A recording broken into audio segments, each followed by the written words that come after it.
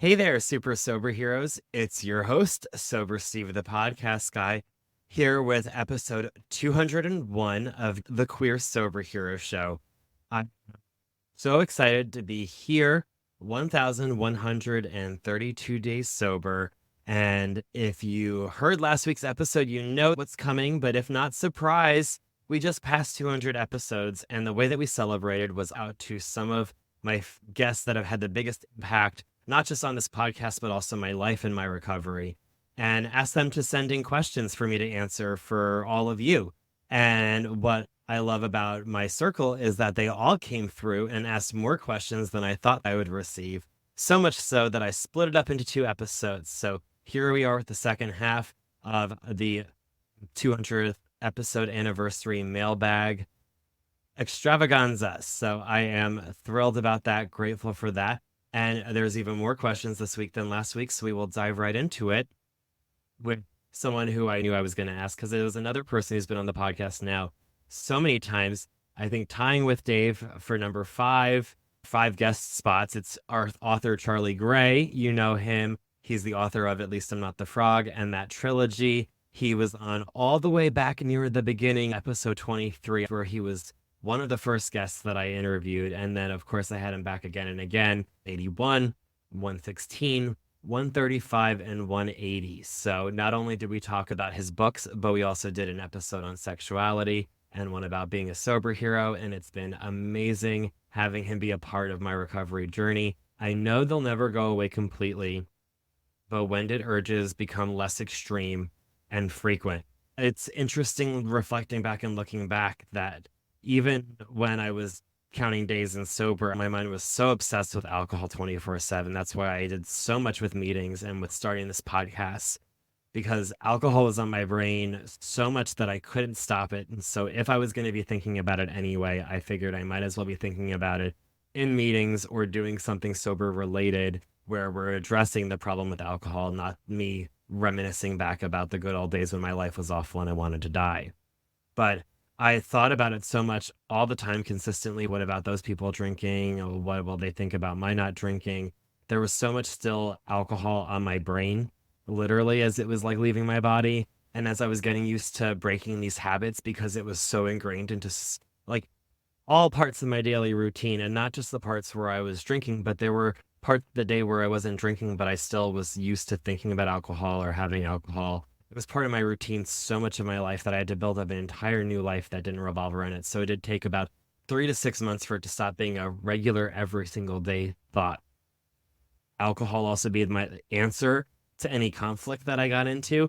I remember like by 6 months, I can go a day without thinking about alcohol if the day was perfect and no one bothered me and nothing wrong happened. And life lived like I lived life among my expectations for it, rather than the other way around of me just trusting the process and trusting my higher power.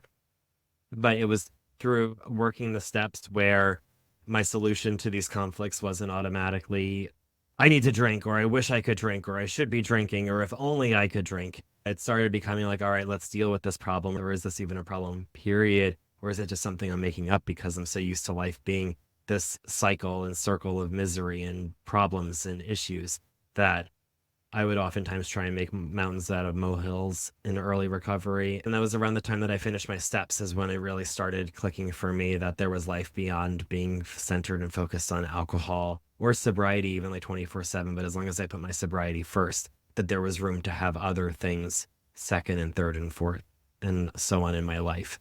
When at first I felt like I needed to be living in that safe bubble and only in that safe bubble for about a year.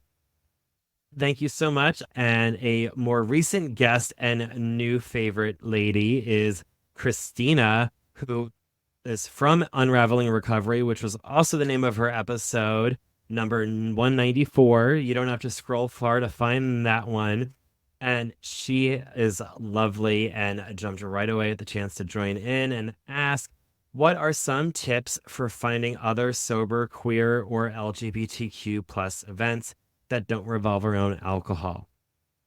I always have to recommend 12-step meetings for people, whether you've tried them or not, because if you've not tried them, they're never as scary as you think they are. So I put that out there, whatever your ism was.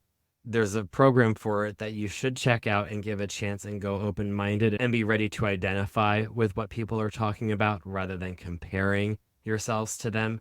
So definitely try that out. But in addition to that, you also do need a social community. And a lot of times those meetings are built in where they also will oftentimes go before or after out certain groups to food. And also it doesn't always need to happen directly tied to a meeting. So if also, I'm a big firm believer that if your area is large enough to have a queer 12-step meeting of some sort, your area is large enough to have some sort of queer sober social event.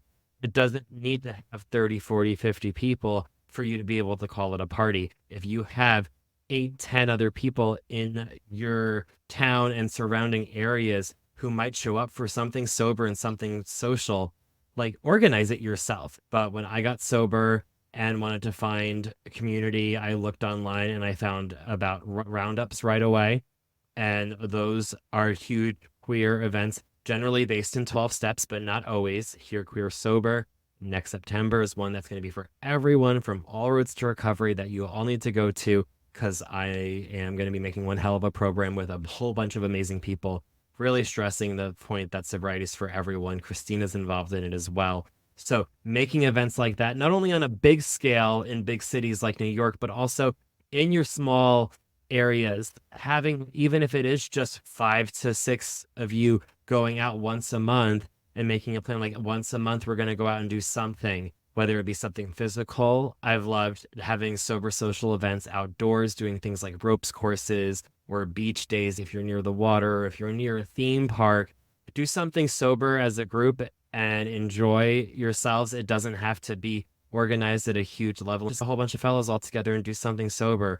But there's a space for that everywhere. And I've also learned that especially when you expand it beyond 12-step programs, you also have people in your community that are sober curious or don't drink but might not consider themselves sober that will come to these events because they also don't need alcohol to have fun. They're people that you won't see at meetings because they're not and will show up for these events. So find the events, and if the events aren't happening, plan and organize them. Size doesn't matter in this case. Just have fun with some people in your community and connect, because it is about connection at the end of the day. Thank you again, Christina. And next up, we have Jason, who first appeared in episode 125, Give It Your All, and then came back for 168, Sex and Recovery. So listen to it if you haven't already. But his question was, have you ever reverted back to behavior prior to your recovery? And how did you get back to being your sober self? You know, around last August through September of last year, I got a case of the fuckets. And the way everyone's personal lives and experiences are different, but the way that looking back, I was able to identify for myself that I was in danger was that I was going to meetings, but I wasn't paying attention in the meetings. If I was logged onto a Zoom, I was occupied on my phone, or at times even my Nintendo Switch. I wasn't raising my hand. I wasn't putting effort in. I wasn't sending text messages during the day. Fellows who would reach out to me, I'd give like 1 or 2 word answers back. So I wasn't connecting with other. The episodes of the podcast were still coming out, but oftentimes it was very much me just using the same script and the same questions and kind of going through the motions. Again, I was there, but was my heart behind it? Was like every single post as excellent and perfect as it could have been, or as regular as it could have been? No, I was very much going through the motions sober. And the more that I wasn't actively engaged in my sobriety, the more resentful I got and judgmental I got and irritable that I got and discontent that I got, until I got to the point where, after having that, like, being detached, not connecting and not working a program, not being active, not being social, even personally, being very, like, not communicating even with my husband, just like withdrawing. I was acting very alcoholically, even though I wasn't picking up a drink. And I realize that now, but that's what it looked like for me, was when I was not working a good program and all those things were occurring. I was miserable, and I got to the point that I was like, why am I even here and sober and living this life if this is what my life looks like? So last week I got to hear about what that was looking like on the outside and the changes that I needed to make. This week, I figured I would answer this question more talking about just like, that's the warning signs. If you are going to meetings, but you're not raising your hand, or if you're not going to meetings when you used to go, or if you are not a meeting or a program person, but you're used to connecting with a couple of people who you also know are sober, or you do this monthly sober thing, or you have this thing or that thing, or you normally you're on Instagram engaging with this content, or whatever your program is, if you're breaking your sober program or you're not working, whatever your sober program looks like, that's when, in my experience, you really need to start looking out, because that's when that bad behavior and fuck it's will come back, and it's not cute and it's dangerous.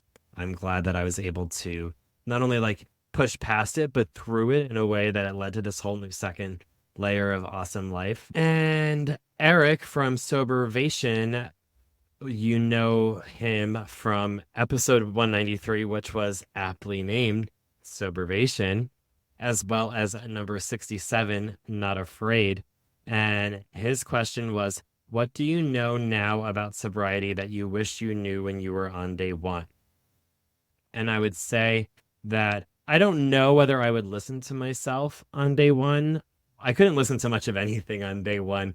When I went to my first meeting, which I think was on day two, the only thing that I remember hearing was them telling me that we might not be for you, whatever your program is, if you're breaking your sober program or you're not working, whatever your sober program looks like, that's when, in my experience, you really need to start looking out, because that's when that bad behavior and fuck it's will come back, and it's not cute and it's dangerous. I'm glad that I was able to not only like push past it, but through it in a way that it led to this whole new second layer of awesome life. But it definitely was something that took some getting to. And in which case, like, I was like, yeah, you're not for me. But I also heard the second half of their thought, which was, but there will be a meeting out there that will be, so keep trying different meetings. And there was a lot of advice that first week that wasn't going through because I was going through detox. But if I was able to give myself advice that stuck, it would have been that the answer to my sobriety, at least for me personally, isn't just online in the Zoom rooms and in the podcast and in the virtual community that I found / created. It also isn't only in person with in-person meetings and meetings after the meetings at restaurants and doing service locally. It's not an either or. Just like so much of my life, it doesn't have to be black and white. It can be both things. I need my online community. I can't exist without all of you, because I'm able to connect with more people like me when I broaden my search range to the whole world than I do when I am just in Sarasota. So I'm finding a lot more amazing, wonderful people beyond my backyard. But that doesn't mean that I can't stay sober and live an amazing, awesome life that's been getting better and better, because I also do have people in my own backyard who are different than me that challenge me to grow and challenge me in the ways that I think as well. And so it is excellent having both. But it took me about 2.5 years to realize that it's not either or, because even when I would go out to in-person meetings, all they would do is complain about how Zoom wasn't a real thing and Zoom's not real sobriety. Meanwhile, here I am, having already found a Zoom group that feels like home, that made me feel comfortable, that helped me stay sober through a crazy experience at a friend's wedding. This Zoom group and these people were my people, and they saved my life. And I would go to these in-person meetings and have people tell me that that's not real, that that's not valid. That turned me away from going to those meetings. And similarly, like, the people online were like, don't go to those meetings in your town. It's just a whole bunch of old timers. So at the same time, it's not an either or. Even if other people might make it seem like it's either or, that's their own issues. Again, it's not about you. But for me, in my experience, my solution is both. And so I wish that I knew that on day one, rather than having to go through that 2.5 years of going back and forth or being very confused. Thank you, Eric, for that. And Alex S., who you know from You Are Not Struggling Alone back in episode number 77, as well as more recently in 192, where we talked about journaling and community, asks 2 questions. One is a quick number one, and one I'll talk about. The first one was, how many states have been represented by the podcast? And I'm curious, how do you celebrate sober milestones? So I haven't kept track of where guests live, because that sounds like a Google spreadsheet document tracking beautiful mind type of level attention to detail that I don't have as a podcaster right now. If someone wants to hire me a virtual assistant or a real assistant, I will have them go back and figure that out. However, what I did look up, thanks to my Buzzsprout stats, my provider, who just spits out numbers, listeners who have downloaded episodes directly to the device that they're listening on rather than just streaming them, those people I've reached in over 84 countries and over 2,383 cities. So 84 countries feels like a lot. I don't know how many countries there are in the world, but that's a lot of countries, and that's a lot of cities as well. That is where my podcast has reached people in terms of listeners, in terms of guests. I would love for someone to reply back with exactly like where I'm at with that tracking, because how they found out also, I would love them for that. So I got what I needed to done for the day, but took the morning for myself and my afternoon with my loved one. And it was an awesome day, even though I also had strep throat the entire time, and I was just being stubborn and pretending I was fine when I was really sick. And also, I was doing an Ask Me Anything on Instagram, which I later reported back on here at the beginning of an episode for listeners. Not only was I focusing on me, but I was also actively engaging with all of you on social media. So fun working on my sobriety as well as myself. Great way to celebrate. And congratulations on the tattoo, though. That is awesome. I wish that I can get more tattoos, but when I got my one tattoo on my back, when I was in my early 20s, the tattoo artist was like, please, dude, never, ever get a tattoo ever again, because you are such a bad candidate for it with the way that you react to needles. One of the times he's like, you passed out, a needle hadn't even touched your skin. You were just afraid that it was coming so much that you passed out. I don't do well with needles. Tattoos not for me. Love that journey for you, though, Alex. Thank you so much for sharing.